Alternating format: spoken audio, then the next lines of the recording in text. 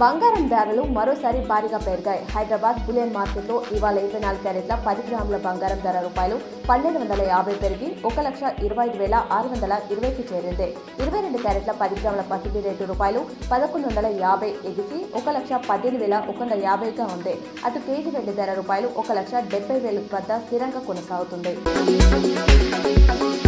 ఆలూరు మండలంలోని దేగం జిల్లా పరిషత్ ఉన్నత పాఠశాల విద్యార్థుల విద్యా సౌకర్యానికి ప్రముఖ పారిశ్రామికవేత్త ఏనుగు దయానంద్ రెడ్డి తన ట్రస్ట్ తరఫున 25 డ్యూయల్ డెస్క్ బెంచ్లను క్రీడా సామగ్రిని శుక్రవారం నాడు పాఠశాలకు అందజేశారు.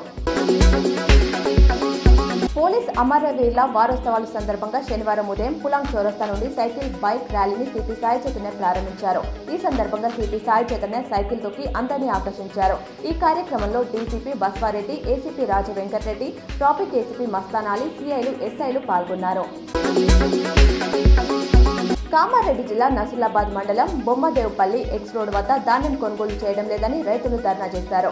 రైతులు ధర్నాను పోలీసులు అడ్డుకోవడంతో ఎస్ఐ కాళ్లు పట్టుకుని మరో రైతు పెట్రోల్ పోసుకుని చనిపోతానంటూ ఆవేదన వ్యక్తం చేశారు. తెలంగాణ జాగృతి జనంపాట యాత్రకు ముందు హైదరాబాద్లోని గన్ పార్క్లోని తెలంగాణ అమరవీరుల స్తూపానికి నివాళులర్పించేందుకు బంజారాహిల్స్ నుంచి తెలంగాణ జాగృతి అధ్యక్షురాలు కల్వకుంట్ల కవిత బయలుదేరారు. నిర్మల్ అయ్యప్ప భక్తుల పాదయాత్ర 13వ రోజు కొత్తకోట అయ్యప్ప సన్నిధానం చేరుకుంది. ఈ సందర్భంగా మహాపడి పూజ నిర్వహించారు.